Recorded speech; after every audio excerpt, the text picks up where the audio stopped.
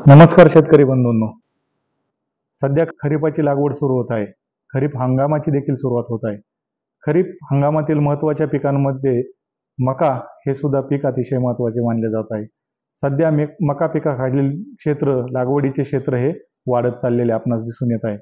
तर मका या पिकाची लागवड करण्यापूर्वी मका पिकाच्या बियाणास बीज प्रक्रिया करणे हे देखील फार महत्त्वाचे आहे.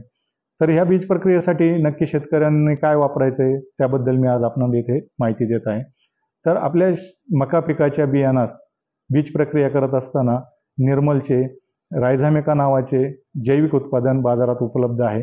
तर मी यातून सर्व शेतकरी मित्रांना आवाहन करू इच्छितो की आपण मका पिकाच्या लागवडीपूर्वी मका पिकाच्या बियाणास रायझामिका या जैविक उत्पादनाची बीज प्रक्रिया करावी, जेणेकरून ज्याचे काही फायदे होणार आहेत ते मी आपल्याला सांगणार आहे.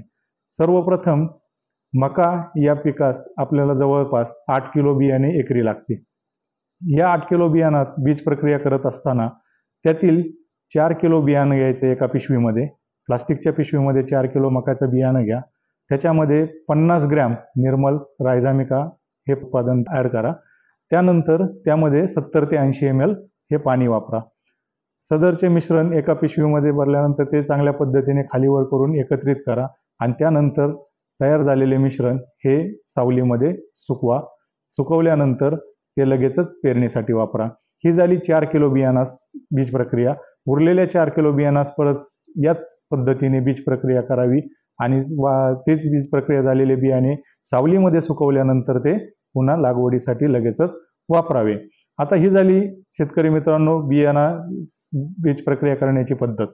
तर त्यानंतर ह्या बीज प्रक्रियेचे फायदे काय, तर मी ते आपणास सांगू इच्छितो की पहिला फायदा जो आहे की जे काही बियाणाची उगवण शक्ती आहे ती चांगली वाढते. दुसरं, झाडाची वाढ ही जोमदार होते. झाड हे सशक्त बनते. दुसरं, स्फुरद व सूक्ष्म अन्नद्रव्याचे शोषण होऊन त्याची उपलब्धता वाढते. पिकाची जैविक व अजैविक ताण सहन करण्याची क्षमता ही वाढते. रासायनिक खतांमध्ये बचत होते आणि ज्या ठिकाणी झाडांची मुळे पोहोचू शकत नाही त्या ठिकाणाहून सुद्धा रायझामिकाच्या वापरामुळे अन्नद्रव्याची उपलब्धता होऊन उत्पादनामध्ये लक्षणीय वाढ होते. सर्वात महत्त्वाचं म्हणजे मुळांचे कार्य करण्याचे क्षेत्र हे अनेक पटीने वाढते. तर हे झाले रायझामिका बीज प्रक्रियेचे फायदे.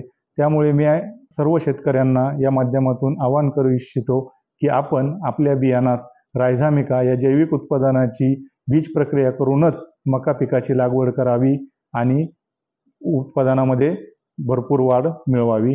धन्यवाद.